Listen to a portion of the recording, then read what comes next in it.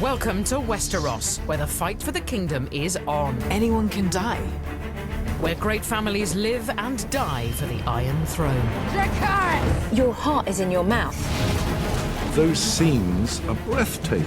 Some are noble, Jon Snow's everybody's hero. some are not. Oh, it's so bad. My heaven. So many kings and queens, but only one can rule. You cannot deny her strength. The wall is down, and the dead are coming. You can't have a cliffhanger greater than that. When's it start? This is what Game of Thrones does. It sucks you in. So let's fly through the saga to date and get you ready for Season 8.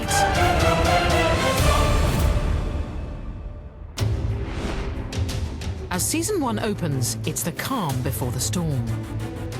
King Robert Baratheon rules from the capital, King's Landing, but his days are numbered. To be king or queen in Westeros, you sit on the Iron Throne and you rule over the 7 kingdoms from King's Landing. Start the damn joust before I piss myself. He is locked in a loveless marriage and only chose his queen for her family's name to hold his kingdom together. On Robert's part, there's no love involved. Don't you get tired? Every day. It could have been anybody. It happens to be Cersei. I felt something for you once, you know. I'm very sympathetic to Cersei. I know. She was completely in love with him. She was in awe of him almost. And he turned into this semi-abusive drunk. Was it ever possible for us? Was there ever a time, ever a moment?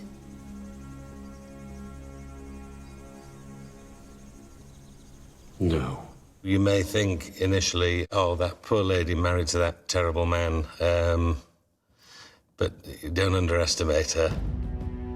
This unhappy couple have 3 golden-haired children to their name. But Cersei keeps a deadly secret from Robert. The children are not his. The truth will be discovered on a royal trip north, and it's here that our story really begins. The king has asked his old ally Ned Stark to help him rule. Ned and his wife Catelyn govern the north, fiercely loyal to the crown. The Starks stand for loyalty, integrity, bravery. They are really the moral compass of the show. They're the good guys, and they're the ones that you find yourself rooting for from the start. The couple have 5 children, 3 sons and 2 daughters, and the decimation of this happy family will reverberate throughout our tale.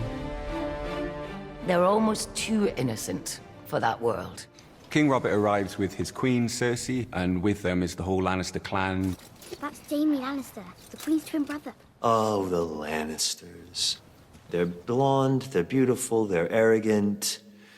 So fuck them. And it's really the Lannisters who are going to introduce a lot of trouble into the lives of the Starks from this point. King Robert has decided to ask Ned to be the hand of the king. 9 years. Why haven't I seen you? Where the hell have you been? Guarding the north for you. Robert realizes that too late, that he's surrounded himself by enemies, really. The only person he can trust is Ned. I need you, Ned. Down at King's Landing, not up here where you're no damn use to anybody. More importantly, during the visit, Bran Stark goes climbing one day, gets to the top of a tower, and discovers the Lannisters' deep, dark secret. The secret is that Cersei, the queen, is actually sleeping with her brother, Jaime. The Lannisters, oh God!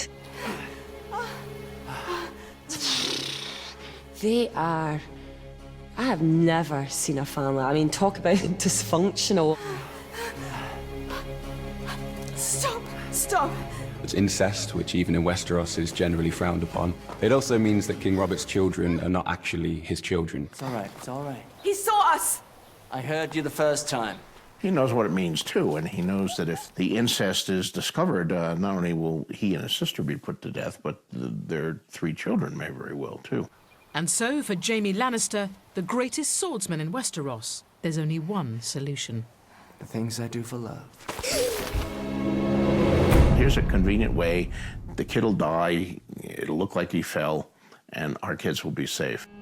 First in a coma, Bran will later awake with no memory of how he fell or what he saw. The royal secret is safe for now, and only the viewer has seen what the Lannisters will do to keep it. Everything went pear-shaped after that, and really, that's the whole chain of events starting. King Robert still wants Ned down in the capital, so this will be the last ever time we see the Stark family all together. A family which includes Ned's son out of wedlock, the bastard Jon Snow. Ned must now leave his family and follow King Robert south, taking his daughters Sansa and Arya with him. The reason I think that the first season of Game of Thrones works is it's essentially about this good family that just wants to essentially be left alone and serve their king and their country. This good family is ripped apart and thrown into situations that they never anticipated. They are bound for the capital, King's Landing, where Ned's new task will be to protect King Robert from those who would unseat him. And in Season 1, viewers learn the greatest enemies live in exile overseas, the Targaryens. They were dethroned by King Robert in the last war. The only surviving members of the family are a brother and sister called Viserys and Daenerys. The siblings are the children of the Mad King, who was killed in war. Viserys dominates his younger sister. Viserys has more than a touch of the Targaryen madness, and you know, sometimes he's protecting her, but he's also trying to treat her as a bargaining chip.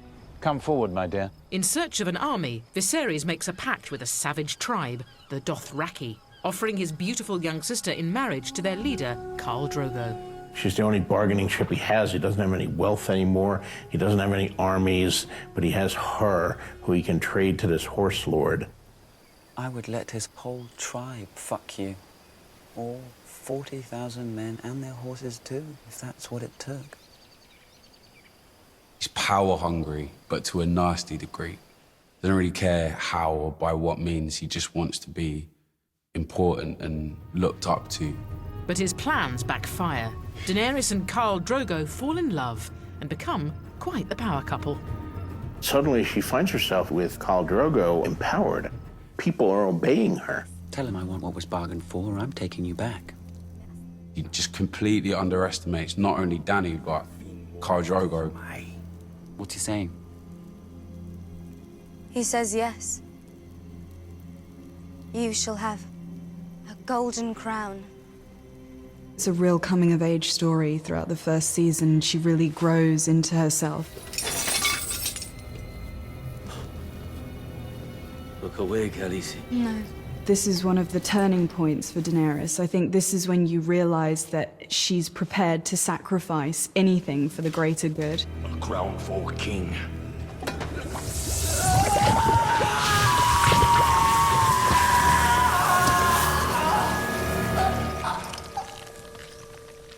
He was revolting. He was utterly, utterly revolting. And that was the moment that she escaped from her shell, when she became the woman and not the kowtowed girl. And as the Targaryens grow in power, we learn that King Robert faces another challenge to his northernmost borders. Threats which led past rulers to build this giant wall of ice to keep out wild things beyond. It's protected by the legendary Night's Watch.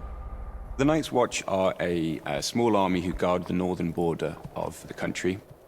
In Season 1, there's lots of fighting for the throne, but actually in the background there are these creatures appearing north of the wall that nobody has seen for thousands of years. And no one quite wants to believe that they're there, but they certainly are. We hear the characters saying that this is all folklore, that this is all made up. But for the viewer, we see that basically these characters do exist. They are there.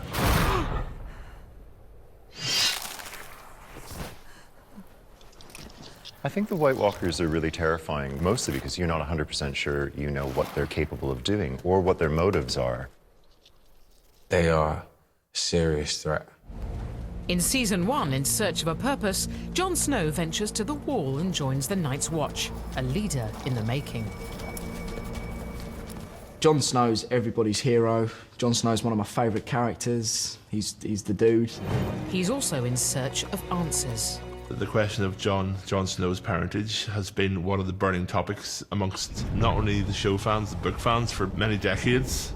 Jon Snow is Ned Stark's bastard son. He brought him back from a war, and we never really learn who the mother is. Understandably, Catelyn, Ned's wife, isn't too fond of Jon for that reason. Try as she may, She could never make peace with that, with the fact that Ned was unfaithful. But down in the capital, King's Landing, Ned Stark has a much greater challenge to face. His daughter has fallen for Prince Joffrey. She's presented with marrying the future king, live in a beautiful castle, go to banquets, have beautiful dresses to wear, a fairy tale story. Ned has discovered the Queen and her brother are lovers, and this will be his family's undoing. When the king returns from his hunt, I'll tell him the truth. You must be gone by then. You and your children. I will not have their blood on my hands. But before he gets a chance to talk to King Robert gets himself killed on a hunting trip. Joffrey is now king, and without Robert to protect him, Ned is tried for treason. He confesses, believing it will save his daughter, but misjudges the new ruler. He's just been stuck up in the north too long and has no idea how the real world operates, how to really deal with the kind of the politics of Westeros. Bring me his head. That's when you realise nobody is safe in this world at all. When I saw Sean being pushed down, that was the only scene that really has brought a tear to my eye. It's cruel, it's heartbreaking, but there's a point to the children witnessing this. If they want to survive, they have to start to be resilient. They have to learn from this. It was at that moment you realised what Game of Thrones was really about. It's here that the Stark family splinters. Arya is whisked away by a Night's Watch brother loyal to Ned, leaving Sansa at the mercy of Joffrey. Robb Stark reacts with murderous rage to the news that his father has been beheaded. Robb is the heir, and he's not only picking up his father's mantle as Lord of Winterfell, but he's picking up a much older mantle, the crown that no one has worn for 300 years, the Kingdom of the North. It will lead to all-out war between the Starks and the Lannisters, who are led by its patriarch, Tywin Lannister. Tywin Lannister is one of the great warriors and battle strategists of the age. His legacy is uppermost in his mind all of the time. In these next few months, we could establish a dynasty that will last 1,000 years. Or we could collapse into nothing, as the Targaryens did. All of his hopes are in Jaime. As well as his twins, Cersei and Jaime, he has a son he despises, Tyrion, known as the Imp. You're wounded. Good of you to notice. Tyrion doesn't look like a warrior. He doesn't look like a kingmaker. There's no way that he could assume the position of Tywin. I hear we won. I would say Tyrion's one of my favorite characters. How he's managed to last this long is amazing to me. As war rages in Westeros, over the Narrow Sea, Daenerys loses a husband, but gains astonishing new powers. She walks into Khal Drogo's funeral pyre with fossilized dragon's eggs. Ugh, what an epic scene.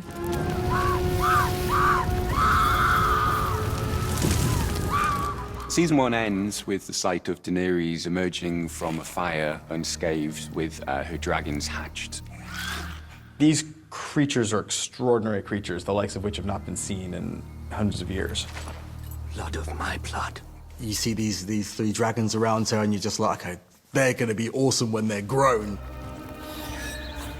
The innocence is gone. She's it. And she's the Force now. As the dragons are born, she comes more and more to her own until the power becomes innate to her. It's about a new era. The whole first season is essentially the old era dying out and the new era beginning. And by the end, she has a sense that she knows that she's bound for greatness. And after the break, watch those dragons grow in Season 2.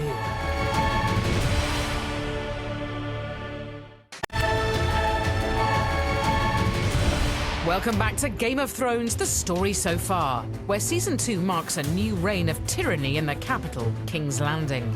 Joffrey is brutalizing his subjects, as well as his bride-to-be, Sansa Stark. You can't! What did you say? Sansa has learned some painful lessons along the way. The chivalrous knights and gallant princes that she dreamed of. She got a gallant prince, and he turned out to be Joffrey. Killing you would send your brother a message. She's a prisoner in the worst place imaginable enduring all kinds of psychological and sometimes physical abuse from these captors. Leave her face. I like her pretty. He's a bully, and we don't like bullies. Joffrey is a character throughout the series that the audience loves to hate. I had a disgusting lie about Uncle Jamie. And you? He's a despicable human being. Cersei's smart enough to realize that Joffrey is perhaps not what she might have hoped for. He's getting out of her control now, and he's a danger, in part, even to her and even to other members of the family. What you just did is punishable by death. Joffrey's enemies are everywhere. Chief amongst them, and just across the bay at Dragonstone, is Stannis, brother of the late King Robert, who believes the throne should be his. Stannis has learnt that Robert's children are Lannister bastards, which means that it is Stannis who is next in line. So Stannis Baratheon, who knows that King Joffrey is a product of incest, decides to send ravens out to all the corners of the Seven Kingdoms, letting them know the Lannister secret. In order to claim the throne, Stannis enlists the Red Priestess Melisandre, who is on her own mission to find the right ruler for Westeros. She believes Stannis is the savior of the worlds, basically. He's supposed to be on the Iron Throne. And her magical powers have no limits, I think. There's so much that we don't know that she can do. However, Stannis isn't the only one after the throne. His younger brother Renly also believes he has a claim, and so war is inevitable. The Iron Throne is mine, by right. All those that deny that are my foes. The whole realm denies it from dawn to the wall. They both think they should be king, but I'm on Stannis' side, so screw Renly. Rather than fight it out on the battlefield, Stannis finds another way to kill his brother, because family ties don't mean an awful lot in Westeros. The powerful sorcery of the Red Priestess is revealed when she gives birth to a sinister weapon. The Shadow Baby is basically just a way to kill Renly, and it comes out of me in a great way. I think Melisandre, she's always lived by this religion. If she's got something to do, she's going to do it, and she's not going to let other people stand in her way. What I think is brilliant about Game of Thrones is it lives in a fantasy world. It's a completely realistic depiction of how power works, what power does to people, what people do to get power, and what happens when they fall short, when they miss the mark. And that's why it's so brilliant. When Renly is murdered, it leaves behind his widow, Marjorie Tyrell, who belongs to the Tyrell family, who are very rich and powerful in their own right. Calling yourself king doesn't make you one. And if Renly wasn't a king, I wasn't a queen. She knows how to play the game. She really knows how to play the game. Do you want to be a queen? No. I want to be the queen. As one would-be king is extinguished, another rises up as Season 2 sees a small but vicious family enter the fray. A seafaring house that commands the greatest fleet of ships in Westeros. It is led by Balon Greyjoy, whose son, Theon, a captive of the Stark since childhood, has finally made it back home. We take what is ours. Your time with the wolves has made you weak. Theon Greyjoy has grown up with the Stark family. He was a sort of a prisoner from a war in the past. He now returns to his motherland, which is the Iron Islands, and decides to betray the Starks. You'd have our father bow down to your other family. I have no other family. Theon's sister, Yara, a battle-hardened warrior, is now heir to the Iron Islands. Yara is strong and fierce, so when Theon comes back and stakes his claim, she's worked too hard for this and is not giving that up. To prove his loyalty, Theon invades Winterfell. Send a raven to Pike informing my father of my victory here. This leaves the Stark family home in chaos, and he takes the younger Stark brothers captive. Prince Theon.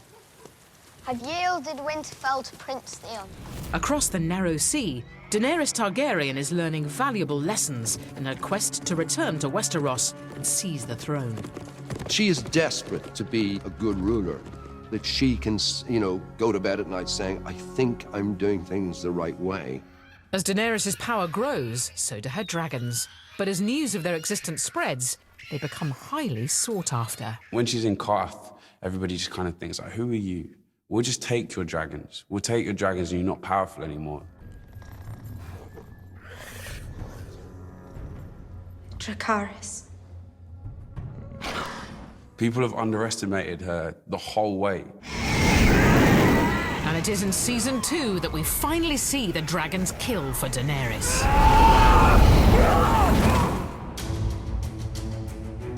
As Daenerys gets stronger in exile, Jon Snow and the Night's Watch are on a mission beyond the Wall, where the true scale of the threat to the kingdom is revealed.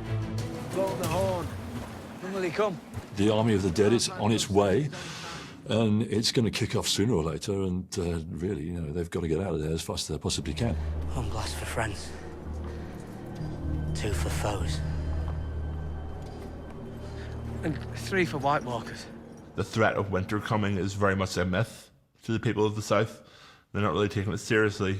They don't know about the undead and all the horrors that are coming towards them. 3 blasts. So what we learn in Season 2 is that the White Walkers are very much real.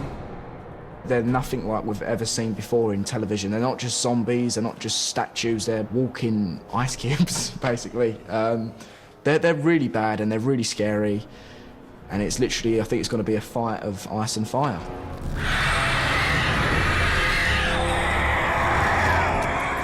We have all these kingdoms wanting to fight for the throne, and they think that that is what ultimately the battle is about. But really, at the end of the day, they're not looking at what's the real problem here, and it's the White Walkers. And it's in Season 2 in King's Landing where we see that Tyrion may just be an asset to the war, when Stannis launches an attack on the city. I'll lead the attack! Battle of Blackwater was his moment. He was the best person to speak to the people of King's Landing and to get them to protect their city. Because he knows what it's like to fight. He knows what it's like to have your back up against the wall. We like an underdog, and when that underdog manages to come out on top, it's a cause for celebration. There's our brave men knocking at our door. Let's go kill them! Tyrion manages to get the troops fired up by giving a good speech, and then heads out with them to fight Stannis on the bay. He doesn't last very long. He gets knocked out after a couple of minutes. Tyrion is upstaged by his father, Tywin, who arrives with his own massive army. He's been bolstered by the Tyrells, who firmly joined the cause, and they crush the Stannis attack. Certain people have luck on their side, other people don't, and possibly Stannis is one of those very, very unlucky characters who are destined not to achieve their goals. Tywin's pretty lucky. Fortune tends to smile on him when it should damn him. Father. And yes, against all the odds, that battle is won. The battle is over. We have won.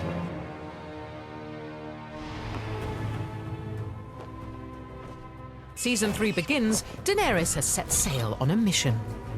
She and her dragons may have grown in power and stature, but securing an army still eludes her, so she ventures to a place where she can buy one.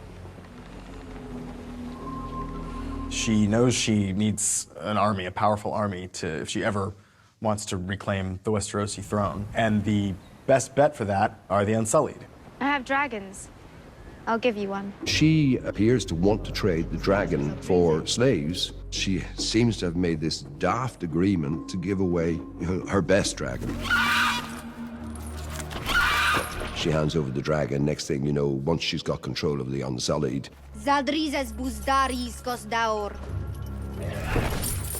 it's very easy to say to the dragon, who still will listen to her and not to him, burn him. Dracarys.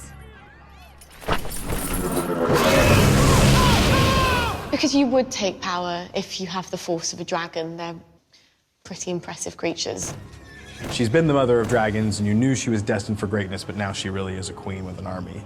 To then see that she has thousands of people on her team, and then you get like this swoop past. She's got these like fire-breathing mythical creatures that are just gonna tear shit up.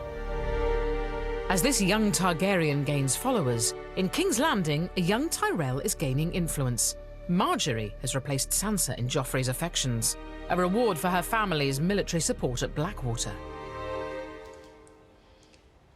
I imagine it must be so exciting to squeeze your finger here and watch something die over there.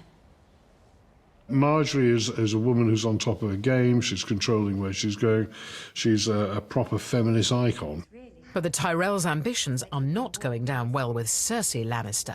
Olenna is the matriarch of the family, and she advises her granddaughter on how best to play the political game so that she might take power in King's Landing. To make matters worse, her soulmate Jaime is a prisoner of war. He is held first by Brienne of Tarth, then both are captured by a northern faction. Looks like your woman's getting the better of you. This is all bundled up in when Jaime begins to start thinking about other people. God, he's making it worse. His efforts to stop Brienne being raped are the beginning of that. You know who she is, don't you? It's good when those little bits of goodness come in those characters that are so devilish as well. Just to give you a little light in there. Lord Selwyn would pay his daughter's weight in sapphires if she's returned to him. I mean, of course, it being Game of Thrones, it doesn't get him anywhere. Another one of those Game of Thrones moments, which has so much more going on in it than just him losing his hand.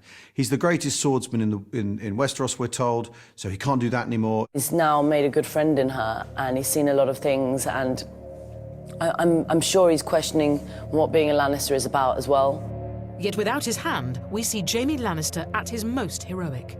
The heartless knight who pushed Bran Stark from the tower finds new honor in Season 3. He's left her behind, he's abandoned her, and he's on his way to King's Landing, and then his captors mention that what's going to happen to her. And then he decides to return and save her. And it is in Season 3 that we witness the fearsome work of another powerful family, the Boltons, who are scheming to take control of the North. I think the Boltons want pretty much what everyone else seems to want, is power and status. Kill me!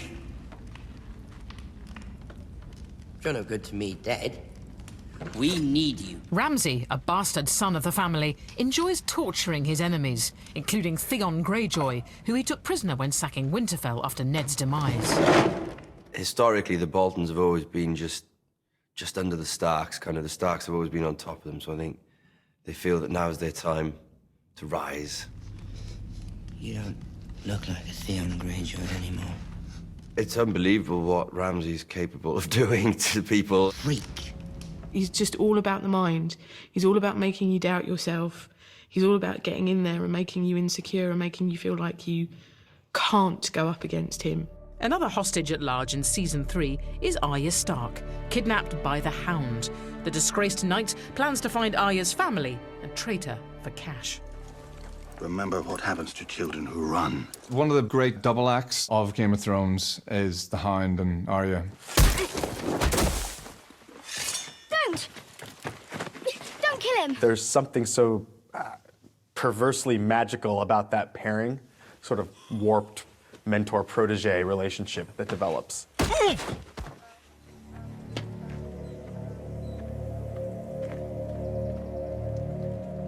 In his desire to claim a ransom, the Hound heads for the Twins, where he knows that Arya's mother and brother, Catelyn and Robb Stark, are attending a wedding.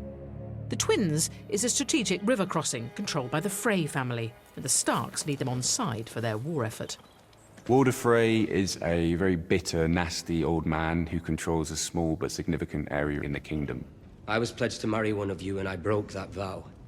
If he's been let down by Robb Stark after this promise, if he shows any kind of forgiveness or just let it go, we didn't want to marry my daughter, he's married someone else, he would lose face in that world. It's a vicious world he's operating in. The Stark family offer Robb's uncle to make amends and are here for that wedding. A terrible mistake. Also at the wedding is Roose, head of House Bolton, traditionally loyal to the Starks, but not for much longer. Robb's decision not to marry Walder Frey's daughter, he knows he's alienating and going to upset a very, very powerful house and a very, very powerful man. So he changes his allegiance. Catelyn, in her heart, knew that you do not break a promise if you are the King of the North, and also you certainly don't break it to Walder Frey. Your Grace. He's probably laid awake for nights just planning it and timing it and working out just how it's going to work out. The moment where Cat sees that Roose Bolton is wearing chainmail is a powerful moment. Why would you wear chainmail to your wedding? And what is the purpose of chainmail? It's to prevent you getting killed. Catelyn and Robb and his wife and all the others, nobody saw it coming. The Red Wedding is the event that pretty much decimates an entire generation of the Stark family. Within the Game of Thrones, Walder Frey's not playing the Game of Thrones. He's not attempting to be the king. He's actually perfectly happy with what he's got. He has his own little fiefdom, and it was all sitting in the chair and watching terrible things. Robb is such an amazing character. I think you kind of want him to be the king. Mother. And to win. The Lannisters send their regards. It's brutal, and I'm just going to let you know this information just before I kill you. It's just another illustration of what Tywin Lannister is prepared to do. And in that case, he's got somebody else to do his dirty work. It's the cruelty of it, and it's the relishing of it. Everything goes to hell in the Red Wedding. Arya Stark arrives at the Twins to witness her brother's desecrated body and loses any last shred of innocence. She's there at the Red Wedding, she's outside. And she was so close. You know, she was so close to seeing them again. She was so close. The path that she goes on, she learns to become stronger and fight. And also, she's after revenge. And when she comes across her family's killers later, Oh, shit. she matches their brutality. She's had to go over to the dark side. That's what makes her interesting. In order to survive in that world, you've got to match what is given you. And so, by the end of Season 3, all the Elder Starks have gone from the Game of Thrones. Only the children remain, orphaned and scattered across Westeros, including Bran Stark, still paralysed from his fall. He's fled Winterfell with a loyal band of followers heading north. So Hodor we know as a very loyal character. It's all right, Hodor. He lost the use of his legs, and Hodor's the person that carries him around and takes him everywhere, being the big giant of a man that he is. It's all right. The walls will protect him. Him and his brother Rickon are the two last male heirs to the Stark household. And yeah, it's fast depleting. We're running out of Starks. I think it's all about, for Rickon and Bran, kind of sticking together and, you know, seeing how their adventures and their journeys play out to kind of find this lost happiness and this lost family that they're searching for. Bran Stark is very much on his own journey to discover the root of this ancient magic that's reappearing in the kingdom throughout the seasons. And yet, amid this loss comes a small victory. Unlikely hero Samwell Tarly stumbles on a weakness of the White Walkers. Samwell reaches for all he has to hand, an old dragon glass spear he once found in the ground. To his astonishment, it works. The spells are shattered and it's melting before him. And stay with us to see Wedded Bliss vanish after the break. He's choking!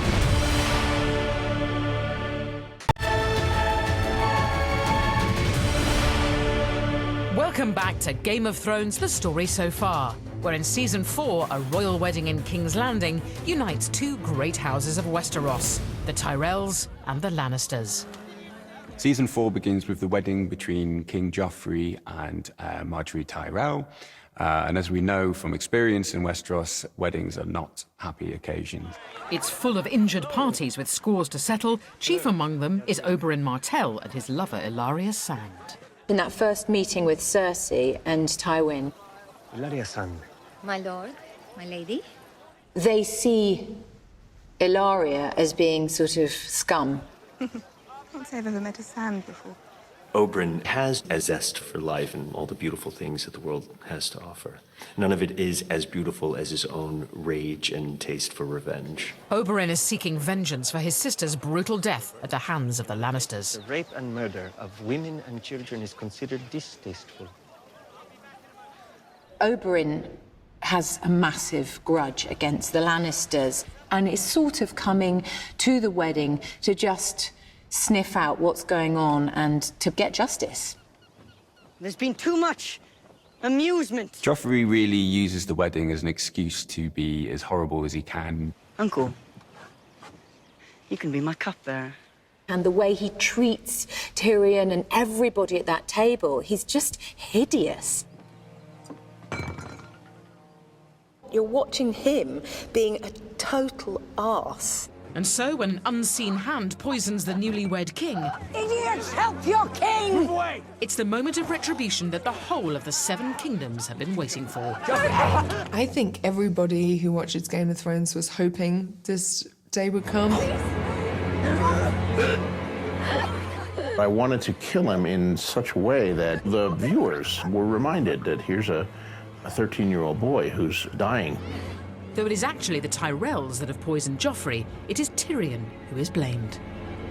This is really the point where Tyrion's fragile bonds with his family begin to unravel. Take him!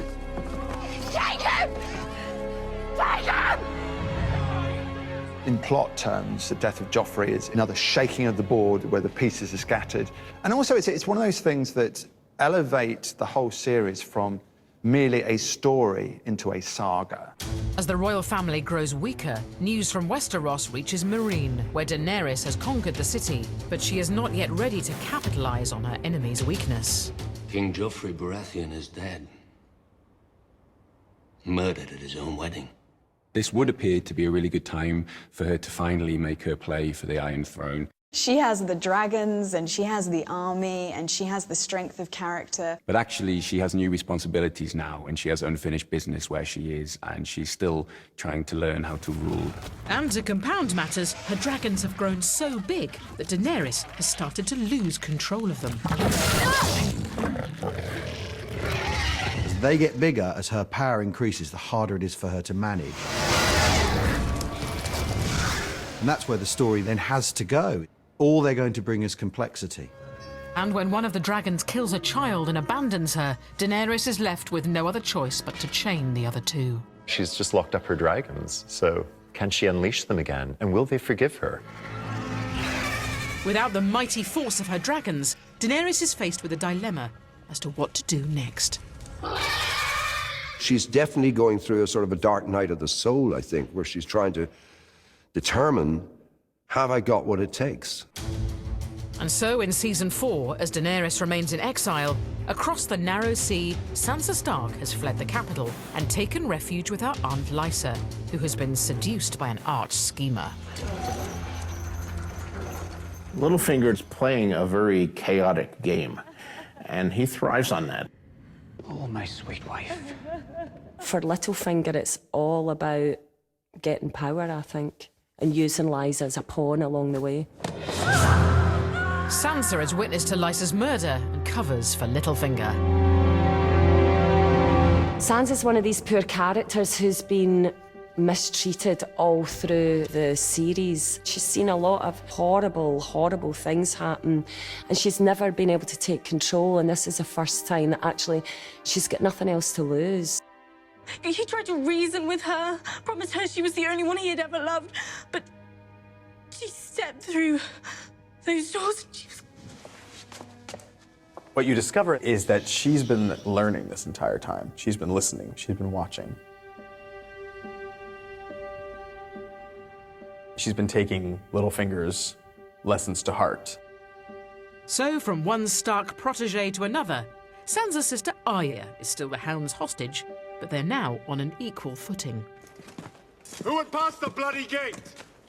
The bloody Hound, Sandor Clegane. He's her captor, but he's also her protector. And, you know, she's seen his own pain and his own fear at times, and they've shared some dangerous situations. But when the Hound is gravely injured in battle, Arya is forced to strike out on her own. Fuck it. I'm ready.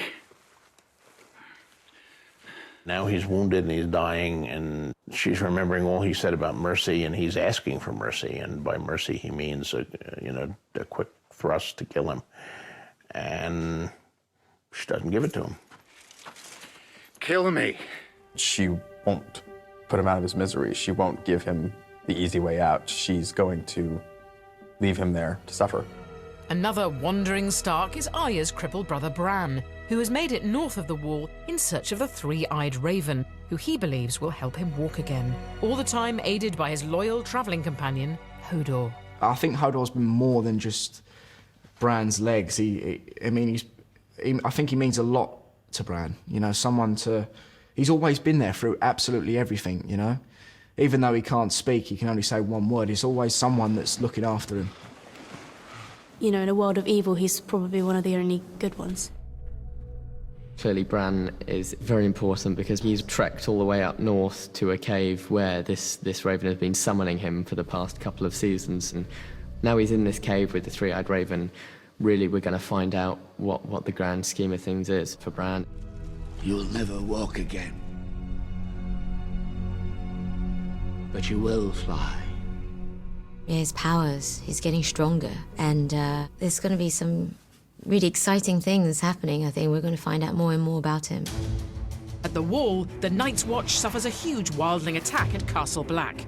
But in Season 4, they get a powerful new ally. Stannis Baratheon, who's been away licking his wounds after the Blackwater defeat, joins them with his vast army. The Battle of the Blackwater was a huge and crushing defeat at the end of Season 2, and it's taken them basically 2 seasons to sort of rebuild from that. And his arrival means that Jon Snow could have a new ally in the battle against the White Walkers beyond the Wall. If my father had seen the things that I've seen, he'd also tell you to burn the dead before nightfall. All of them.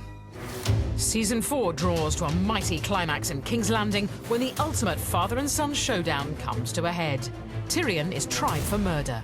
I'm guilty of being a dwarf. You're not on trial for being a dwarf. Oh, yes I am.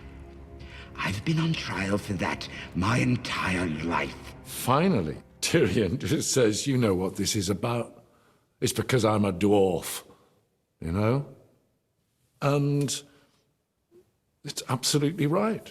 That is what it's about. He's put on trial for a murder he doesn't commit. His father deserts him and betrays him. I demand a trial by combat. I mean, trial by combat, you can get someone to fight for your honour, so whether you're wrong or not, as long as they win the fight, that's what matters. He names Oberyn Martell as his champion. You're going to fight that? I'm going to kill that. I think Ilaria has total faith in the Red Viper, her lover's powers as a fighter. But the minute she sees the mountain, she doubts it. The one thing that he's ever lived for is to avenge his sister's death. And he knows that now that the opportunity is presenting itself, there is no question that he will get what he wants. You killed her children! And he does get what he wants by forcing a confession out of him. It's not exactly how he expected it. I killed her children! He still technically got what he wanted, you know? Then I raped her! Then I smashed her head in like this!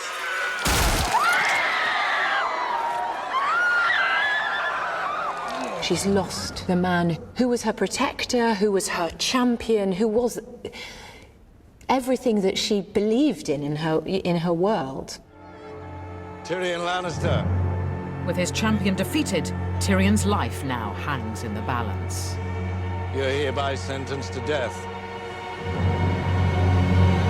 in Westeros, the pursuit of justice is as futile as anything else. Oh, get on with it, you son of a whore. Is that any way to speak about her mother? Tyrion is released from jail by his brother Jaime and told to go and board a ship and run away. Instead, he decides to check in on his father. But it's his former lover Shay that he discovers in Tywin's bed. Tyrion then kills Shay in a sort of fit of jealousy and then takes a crossbow and goes to find his father. Tyrion,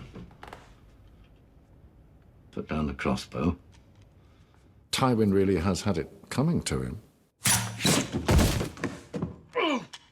I don't know how much more Tywin could have got away with, really. Especially after what he's put Tyrion through. You're no son of mine. I am your son. This is someone who spent his whole life trying to win his approbation. As much as he hated him, he really wanted that, you know. Obviously, that's never going to happen now because he put a crossbow bolt in his groin. What it means is when a big character like that goes, there's going to be a power vacuum and there's going to be hustling and jostling to get into his place. I am the queen! I am the queen! Have you lost your mind? Join us after the break, where in Season 5, a new power rises in King's Landing.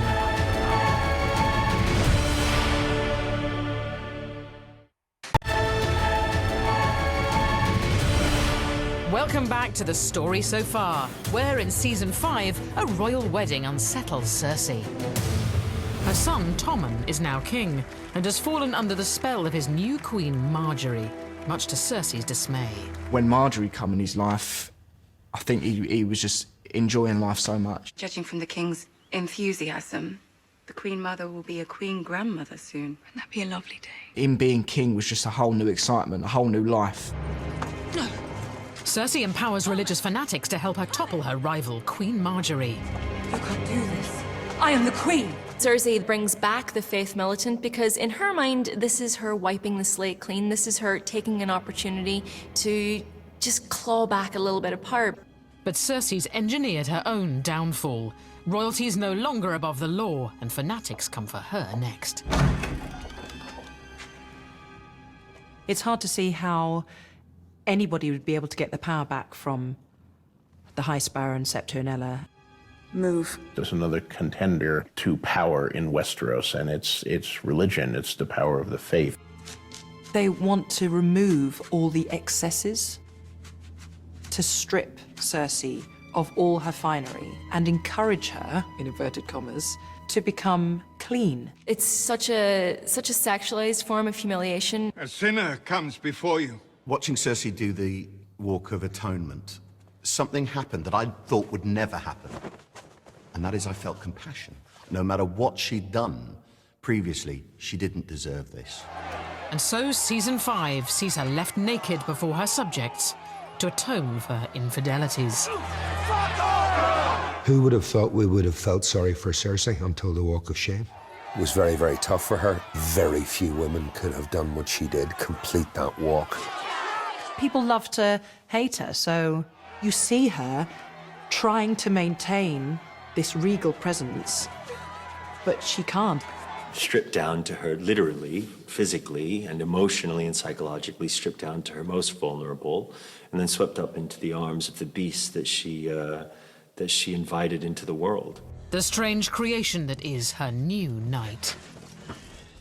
It's just a brilliant twist. When Cersei is picked up by the mountain and Qyburn tells her what's happened, the brilliant look across Cersei's eyes of whatever happens, I will get these people. Also getting a new ally in Season 5 is Daenerys, in the form of Tyrion. After killing his father, he's fled across the Narrow Sea, a fugitive on the run. He was a Lannister, and he had all the money in the world. And a noble name and a big bag of gold can buy you a lot. All that's gone now. He's totally at the mercy of the people he's traveling with. Who are you? And then the unthinkable happens. I am the gift. He is captured and handed over to his family's greatest enemy, the Targaryen Queen-in-Waiting, Daenerys. My name is Tyrion Lannister. And between them, they are an extraordinary force. Protect your queen! She appoints him as her political advisor, but when a civil rebellion begins, Tyrion gets to witness Daenerys transform into a true Targaryen. The symbol of the Targaryens coming to claim their power is on the back of a dragon, because, I mean, there's not much you can do when you're standing on the ground and a dragon's coming at you. Daenerys has had these dragons for quite some time now, but that moment that she gets onto Drogon and rides him for the first time, that is her claiming her birthright. The dragon riders are what the Targaryens are all about. That is how they wielded their power. Everybody painted that picture of Daenerys flying her dragon. It never really happened. And they've waited so many years to see that, and she finally does, and she does it in a wicked way where she's escaping death. Daenerys, she's got the greatest name ever. Stormborn, mother of dragons, Daenerys Stormborn Targaryen. I love that name. She's got these dragons as backup. And then she's got Tyrion, who knows King's Landing, who knows the political side of things, and he's been through battles as well.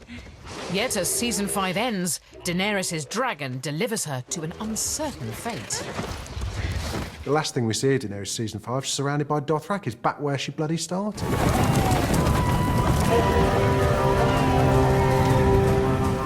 And Season 5 is one of vengeance for Arya.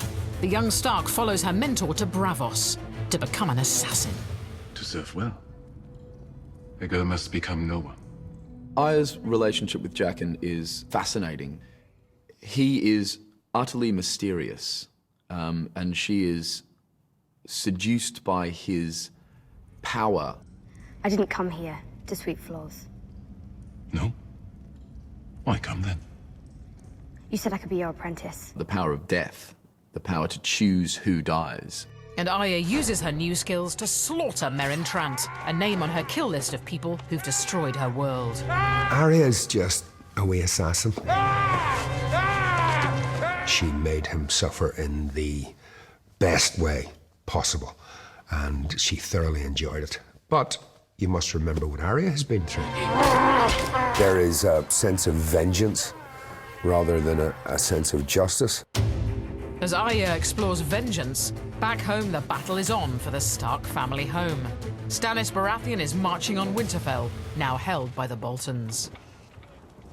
But sometimes sacrifices must be made to ensure victory. He's going after something, and it's increasingly futile. In a desperate move, Stannis follows the advice of the Red Priestess, who promises him victory if he makes an unspeakable offering to the Lord of Light. She managed to convince him to burn his own daughter. That's one of the most chilling scenes, I think, of Season 5. When he burns his child. She's believed in this god for so many years that I think that if it's not to do with the god, she kind of just blocks everything out. And I think that's what happened, is she blocked out the fact that she was going to be sacrificing a child. She was sacrificing the king's blood. Melisandre really did believe that Stannis was going to be the one who would bring everything together, and he was going to be the ruler of the Seven Kingdoms, and she's put a lot of her heart and soul into helping him. But it proves to be his undoing. His men desert him, and Melisandre, realizing all is lost, flees to Castle Black. You're great. Leaving Stannis to advance to Winterfell on his own. Speak up. Can't be worse than mutiny. He's had a rough old time, Stannis, hasn't he? Because really he should be the king from after Robert Baratheon died. Every battle he loses, he becomes further and further involved with this kind of fantasy. And awaiting Stannis at Winterfell are the Boltons, who try to cement their position in the north with a tactical marriage to Sansa Stark. Orchestrated by master manipulator Peter Baelish. She shouldn't trust Littlefinger. I mean, why are you going to trust Littlefinger? I mean, jeez. He is the dodgy car salesman in Game of Thrones. Offers you everything and gives you nothing. May I introduce my son, Ramsay Bolton? Now that the Boltons have kind of established themselves at Winterfell, bringing in a Stark will really solidify their position in the north. But it's a huge miscalculation that traps her in another brutal relationship. Ramsay is a horrible, cruel, evil, power-hungry man. He took psychotic nature to another level. I mean, he went there and he went some. Oh, no. You stay here, Reek. You watch. Fellow prisoner Theon Greyjoy, aka Reek, is too terrified to help. I think we all thought he should have stepped in on the wedding night, let's be frank. With Ramsay distracted by battle, You're leaving it to me. Sansa is caught attempting to escape, and it's only then that Reek finds the courage to become Theon again.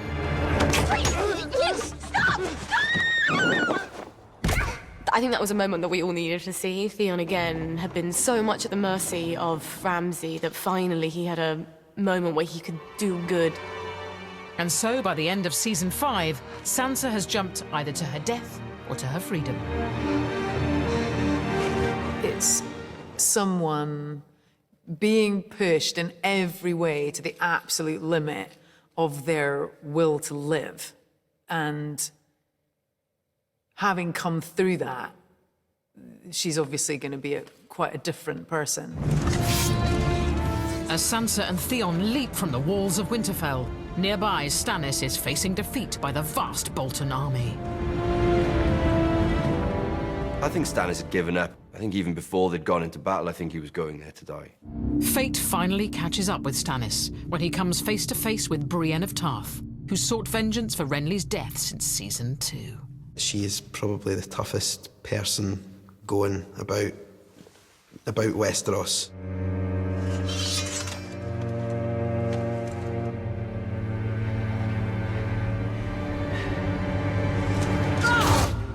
But as Stannis bows out, Jon Snow comes up against a greater foe when he ventures to Hardhome to make peace with the wildlings. This alliance is sacrilege, but when the White Walkers launch a full attack, Jon sees his hunch is right. All humans must unite to fight them.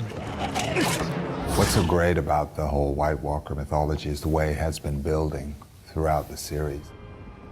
Who knows what they want? They would bring death and destruction to absolutely everything.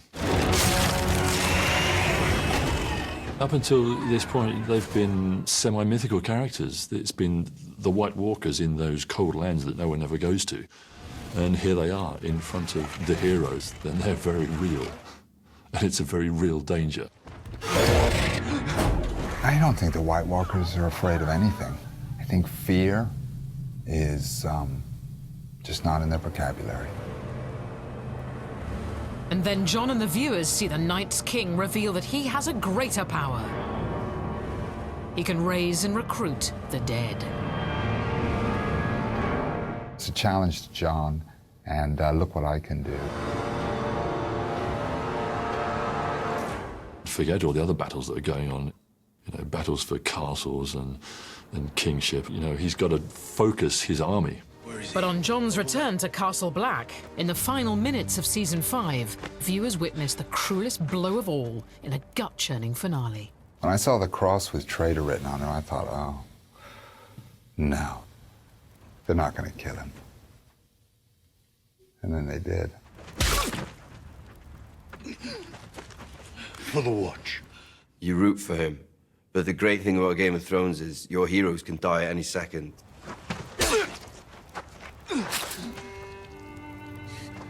For the Watch.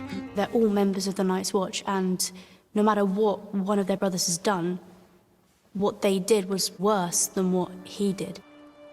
And so Season 5 ends on betrayal and death. Is this really the end for Jon Snow?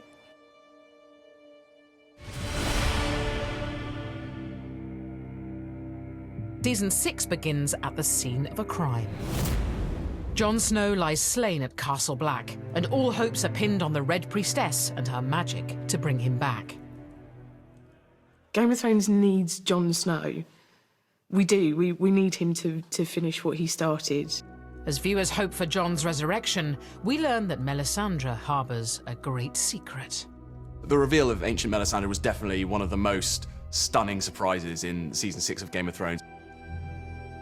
It shows how much older she actually is and how much longer she's been believing in this god for. Then we see her use this power for Jon. She tries to bring him back, tries to resurrect him. It doesn't work. When the wolf started to sort of make some noise, that's when I think everyone thought Jon Snow's alive. And then it's just like that moment of just... Jon Snow has returned and all Westeros rejoices.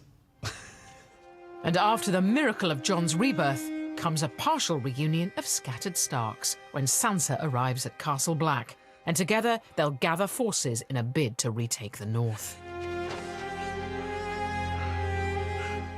Sansa's become majestic, but she's also become savvy. She's lost that naivety. A monster has taken our home and our brother. We have to go back to Winterfell and save them both. She's a queen, really. In terms of being from a powerful family and being able to make decisions and tell other people to do stuff, I think she's going to tell other people to do stuff. As one former Bolton captive looks for revenge, another looks for redemption. I am Theon Greyjoy, last living son of Balon Greyjoy. Theon returns again to the Iron Islands, but following his father's mysterious death, renounces his claim. And she is your rightful ruler. Theon, by backing Yara, shows that he's learned from his massive fall and humiliation and castration, and he's learned who is the more powerful person. I'm Euron Greyjoy. I claim the Salt Throne. But it's not all plain sailing for Yara. Her uncle Euron arrives and immediately scuppers her plan to rule. Euron comes in, and we know he's killed the father, and Yara announces that he's killed the father, and you think that's going to be the end of him. He led us into 2 wars we couldn't win. I apologize to you all for not killing him years ago. He is just the most insane creation. He's cocky, he's arrogant. He could start a fight in an empty room. I wasn't born to be king. I paid the iron price, and here I stand. Or the men will still side with another man because he's shown such ruthlessness and cunning. With Euron crowned king, Theon and Yara flee, taking part of the fleet with them. They stole our best ships. They are headed across the narrow sea to join Daenerys, who's been a hostage of the Dothraki. But now burns their leaders and converts the tribe. The huge Dothraki horde. We're gonna finally get a lot of different power factions coming together in a very scary, explosive way. And she bags herself a navy by forging an alliance with Yara, who pledges her fleet of ships. But as great houses unite for war, beyond the wall we learn more about the deathly foe which threatens them all.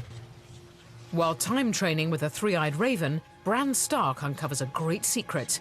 White Walkers were created from the first men. The Children of Forest invented the White Walkers to help protect their own race. It was an innocent defense to do that, but clearly it has gone out of control. And when the White Walkers come for Bran, there are terrible casualties. Hodor is a goner. Hold the door! Completely pure act of protection. There was no greater goal to what he did other than protect Bran. Everyone has basically just given in order to give way for Bran.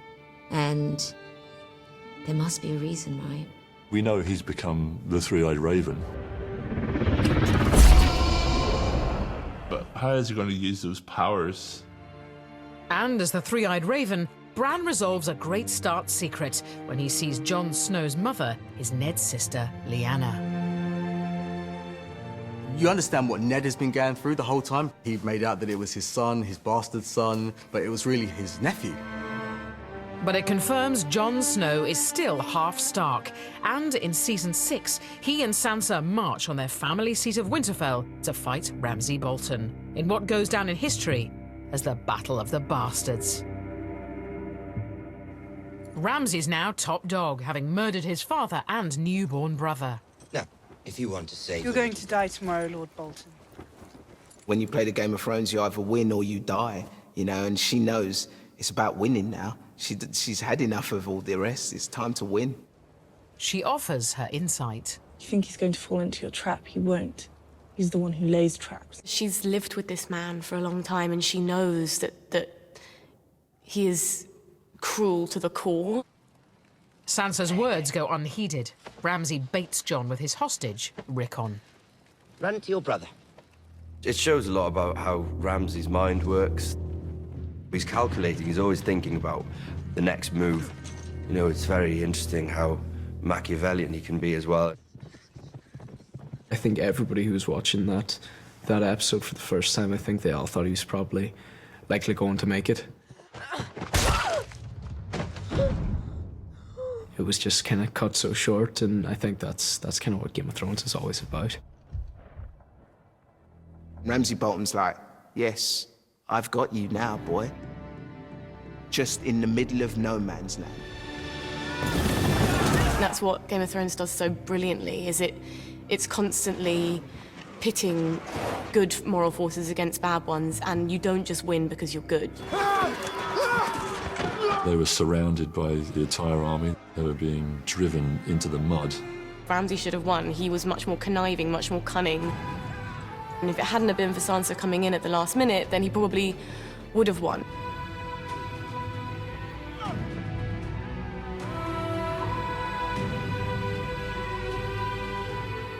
She's a strong, independent woman. She's really powerful, and she saves the day, and I think that's brilliant. This was probably their first major victory in 6 years.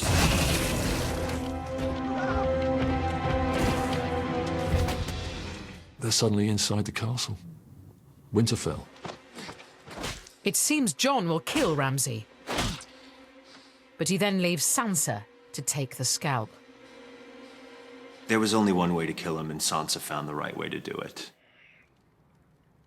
She knows what she's going to do, and she knows he deserves it.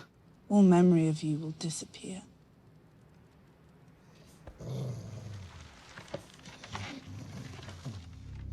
If you were face to face with your nemesis and you had the opportunity, you'd take it.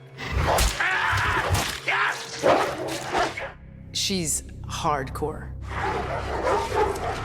She has the makings of a Cersei. But it's Jon Snow who becomes king as the season ends, with the Starks controlling the north and Sansa is by his side. She's a character that will surprise people, because she's not what she seems. And neither is Sansa's sister, Arya. Blinded and stabbed in her training as a faceless man, she's now back in Westeros to deal with Walder Frey. She's gone on this mad journey. Arya comes in disguise, having chopped up Walder's sons. They weren't easy to carve. She wanted him to see who she was. The face comes off and there's a knife. The last thing you're ever going to see is a Stark smiling down at you as you die. She's been caught up in it so young that she's turning into this child soldier. Revenge is a dish best taken cold. I literally cannot wait now for her and Cersei to face off. In fact, Cersei elevates revenge to an art form in Season 6, as the Lannisters fight for their family's very survival. These royal lovers are united in grief after the Sand Snakes killed their daughter. The Lannisters are all about power. They're all about revenge. We're the only ones who matter, the only ones in this world. And everything they've taken from us, we're going to take back and more. It doesn't matter how long it takes, they will get you back. With Jaime sent away to fight revolt, Cersei is left alone to face judgment by the Faith Militant. We are told that Cersei is going to turn up for a trial, but we know perfectly well she's not going to. But it's now she plays a game-changing hand. She was always going to have a dastardly plan. The Mountain was sent by Cersei to hold Tommen in that room. There's something wrong. Marjorie knows what's up in an instant. The High Sept is packed with those who've wronged Cersei, the Tyrells, High Sparrow, and Faith Militant. The amazing thing about Game of Thrones is the spectacle is always incredible, and you never know it's coming.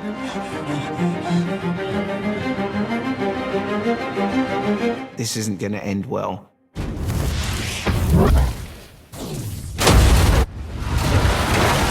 Cersei has, of course, unleashed wildfire. She's wiped out this fantastic building. She's destroyed all her enemies.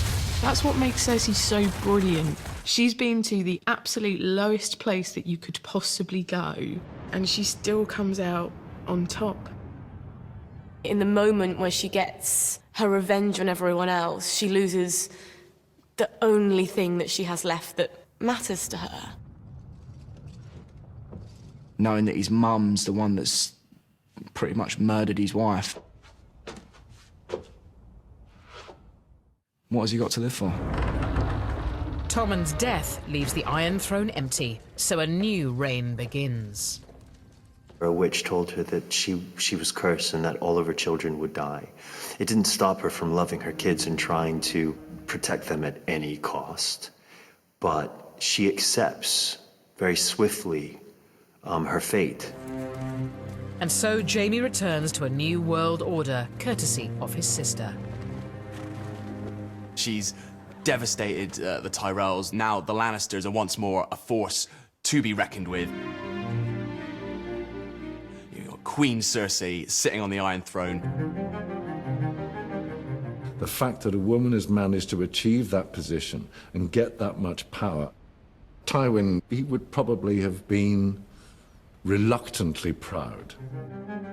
Then you go, okay, well, what are you going to do with this Iron Throne? And to Jaime, I think he knows not a lot of good. And he's wondering who she is going to become now that she has the power. As one queen takes the throne, another sets sail to challenge her for it. Finally, Daenerys, the Targaryen queen, is on her way to Westeros with a vast alliance she spent 6 seasons amassing. We're now getting to crunch time. The dragons flying overhead. Everybody on the boats. We're coming. Join us after the break for the Targaryen invasion.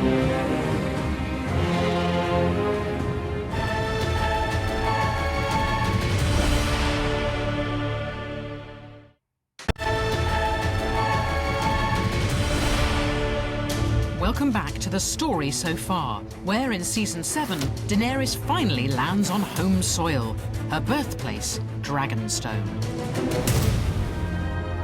Along with her huge alliance of power players. To see this female character rise to power and get to the point where, you know, she's commanded thousands of men, it's so magical. Her allies want immediate invasion. We have an army, a fleet, and 3 dragons. We should hit King's Landing now, hard, with everything we have. The city will fall within a day. Ilaria wants to take Cersei out and all the Lannisters. That's what she wants. And she feels that now that her and the Tyrells and the Greyjoys, they're all there together, just go and rip them out. Tens of thousands will die in the firestorms. It's called war. Who can win against these dragons? But to avoid being seen as foreign invaders, Daenerys' hand Tyrion has a more cunning plan. You can't have everybody hating you. You've got to have some people on side, and I think that's what Tyrion is there for. Then comes a fateful meeting. In need of more allies, Daenerys summons the King in the North, Jon Snow. He comes, but with his own agenda. He's learned there is dragonglass there. Jon's biggest goal is to prove to the southern part of Westeros that the Night King is real and that this threat is coming. The dead are the enemy. The dead. The overall battle for humanity itself is the greater battle. Daenerys allows Jon to search for this natural treasure. Beneath Dragonstone is more dragonglass than they'll ever need to defeat the White Walkers, and it is key, in fact, to defeating the White Walkers. And they find ancient cave paintings. Because the enemy is real. Proof of White Walkers. It's always been real. He's taking the first steps towards convincing Daenerys that that threat is real and looking for the ally that he needs to fight it. I will fight for the North. when you bend the knee.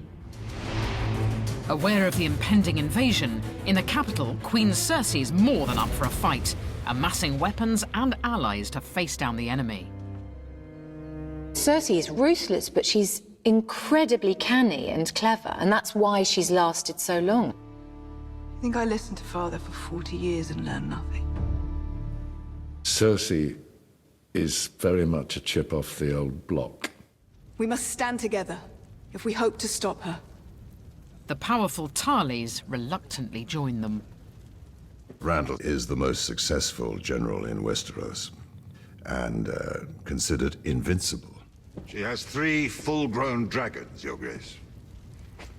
The same as Aegon when he conquered the 7 kingdoms. How do you propose to stop them? He acknowledges their power. It's like saying, they've got nuclear weapons and we don't. In fact, Cersei has 2 secret new weapons, a giant anti-dragon machine and an approaching wildcard with his very own fleet. I love Euron Greyjoy. He set his heart on Cersei. You invited the Greyjoys to King's Landing. Not all of them. Well, looks like all of them. He wants power. He wants to marry Cersei Lannister. So here I am, with 1,000 ships and 2 good hands. So he says, well, okay, I'll bring you a present. I won't return to King's Landing until I have that for you. So he goes off with his fleet. Euron. He delivers a victory for Team Cersei, knocking out her enemy's armada. They get invaded by Euron and his madness. So swashbuckly. I mean, properly swashbuckly. He manages to encircle Theon and Yara's much smaller fleet, and he takes Yara prisoner. I have her. Come and get her. Theon escapes in a really embarrassing and cowardly way.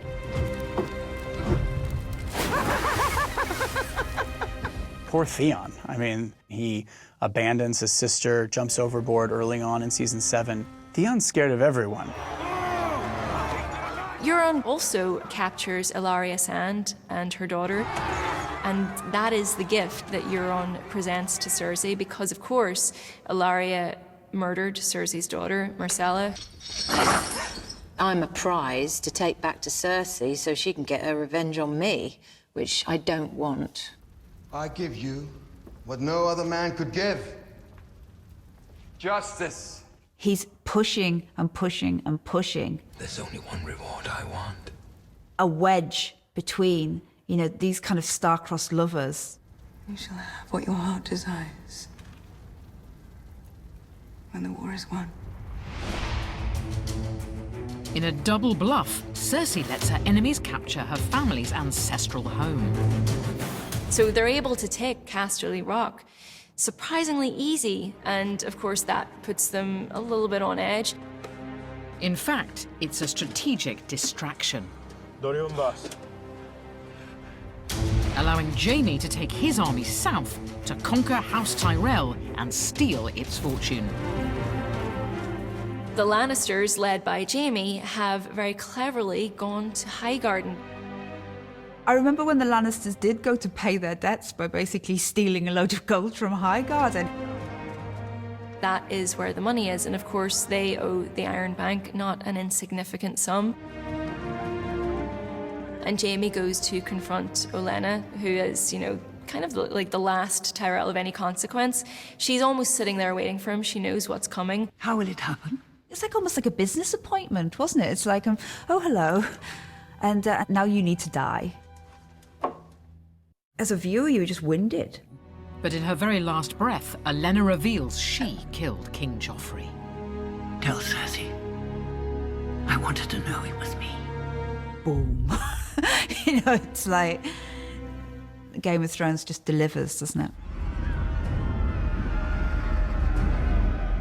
When news of the Lannister victories reaches Daenerys, she furiously abandons Tyrion's softly strategy, and she finally invades Westeros.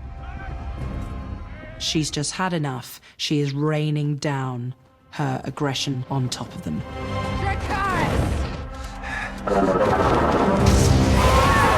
She's tired of being, you know, bottled up and being told that she shouldn't do this. This is who she knows she is. As the Lannister and Tarly troops are eviscerated, Jaime is confronted by the true scale of the Dragon Queen's army. He's looked into the face of the future of war, and they're on the losing side of it. They might have held against the charge of the Dothraki, but not when you've got a dragon flying towards you. Jaime makes this absolutely ridiculous decision to have one final joust and be the Queenslayer, forgetting that there's a gigantic dragon just over her shoulder. After Jaime escapes, Daenerys gives the survivors, along with Randyll Tarly, a brutal ultimatum. Join her or fry. Randyll is captive at this point and resigned to his fate. Step forward, my lord. He's unimpressed by Daenerys co-opting a foreign army of savages and laying waste to those that she encounters in battle. You will not kneel? I already have a queen. She needs to stake her ground here, and she needs to make examples of her enemies when they refuse to bend the knee so that she can do what she ultimately needs to do politically in this country. Dracarys. What sort of leader will Daenerys be? Will she be the fair ruler, or will she be the Mad King? Away from the fighting, the remaining Stark family is reunited in Season 7, as Bran and Arya finally make it home, to the delight of Sansa, the new Lady of Winterfell. They're not the people that they were. You know, they're not the kids that you know, had those cute little wolf pups back in Series 1. You came home. But it's not as harmonious as one would hope. They hadn't been together for so long, and they viewed the past in entirely different ways. I remember you standing on that platform with Joffrey and Cersei when they dragged Father to the block. They are sisters, but they could, in a blink, become sworn enemies. You should be on your knees thanking me. We're standing in Winterfell again because of me. You were expecting, you know, sisterly love and tears and all of that, and it was quite the opposite of that, wasn't it? And in the shadows, Littlefinger is stoking the tension between them. What do you think she's after? And you think, is this all going to implode from the inside? You stand accused of murder. You stand accused of treason. How do you answer these charges? Lord Baelish. But it all backfires for the arch-schemer as he's finally outwitted and beaten at his own game. The youngest wolves of the pack have found their way to unite and use all their skills together. None of you knows the truth. You held a knife to his throat. Bran has now been replaced by this three-eyed raven. You said I did warn you not to trust me. Who is this kind of all-seeing, all-knowing, kind of slightly sinister power. He just didn't see it. I mean, he is the puppeteer. I was expecting him to be much more clever. Turn family against family, turn sister against sister. That's what you did to our mother and Aunt Lysa, and that's what you tried to do to us. He's got his comeuppance at the hands of Ned's kids.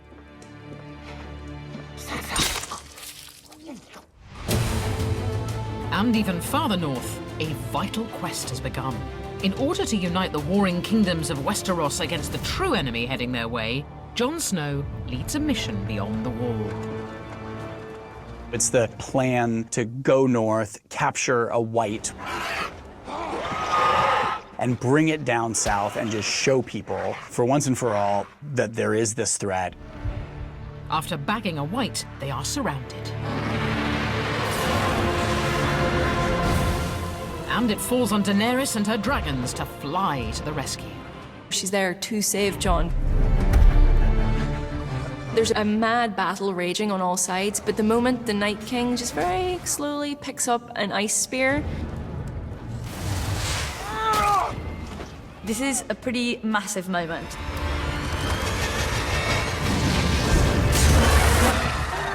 Not only does he kill the dragon,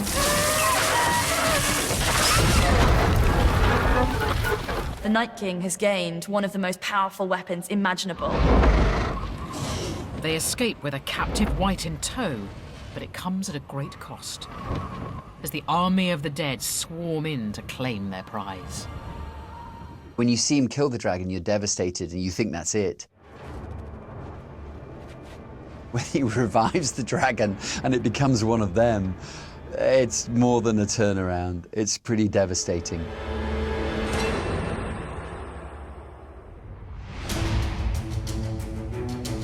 Which leads to a dramatic reveal as Daenerys and Jon bring their deadly evidence down to the capital. Against the odds, Jaime's persuaded Cersei to meet her enemies at a peace summit. They plan to beg her for a truce and to join the fight against the dead.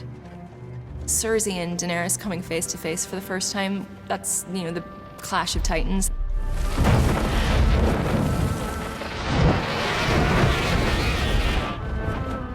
There are so many of them at play there. You've got the Greyjoys, you've got the Lannisters, and suddenly Euron's so volatile. We are all facing a unique... Theon! I have your sister. If you don't submit to me here now, I'll kill her. When there's that first face-off and you've got Cersei and Daenerys over here. You have my word. The word of a would-be usurper. there is no conversation that will erase the last 50 years. We have something to show you.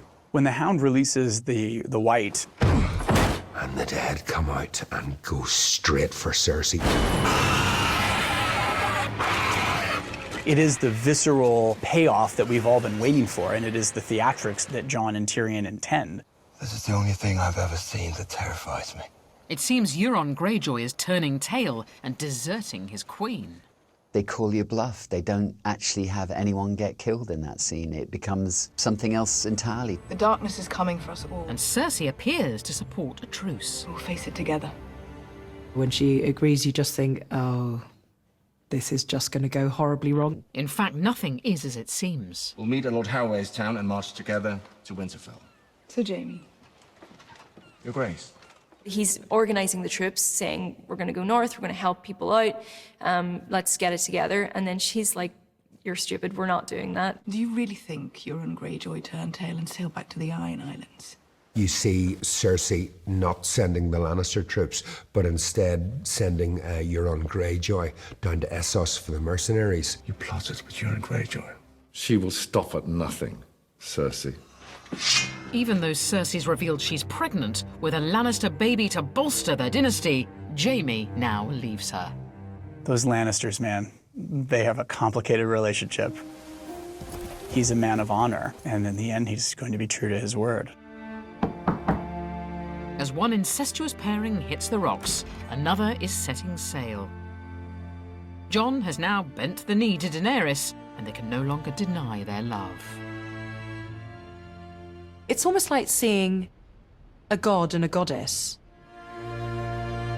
You've been wanting them to become lovers, and you get the loving moment as you're totally given the information that you're watching incest right now. In fact, Jon's fallen for his own auntie. In a vision, Bran sees that Jon's father is Dany's older brother, Rhaegar Targaryen. Prince Rhaegar married Lyanna Stark in a secret ceremony, which makes Jon, Aegon Targaryen, true heir to the throne. He's never been a bastard.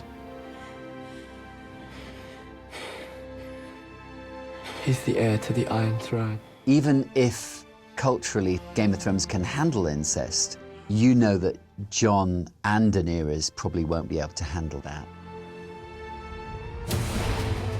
But eclipsing all developments and personal struggles, in the north, the season ends on a cataclysmic event that changes the game for every living human being. This is the moment that we were told could never happen. The wall can never come down. You see the army kind of coming out of the forest. And then you hear something. Oh, that's just changed the whole ball game here. It didn't occur to me that we would have a dragon White Walker. But then, when that happened, you thought, oh yes, this is inevitable. Now this takes us on a whole different journey. That's when you know that it's on for next season. There's nothing to protect them in the South anymore. I mean, you can't have a cliffhanger greater than that. I don't know what's going to happen, but I can't wait.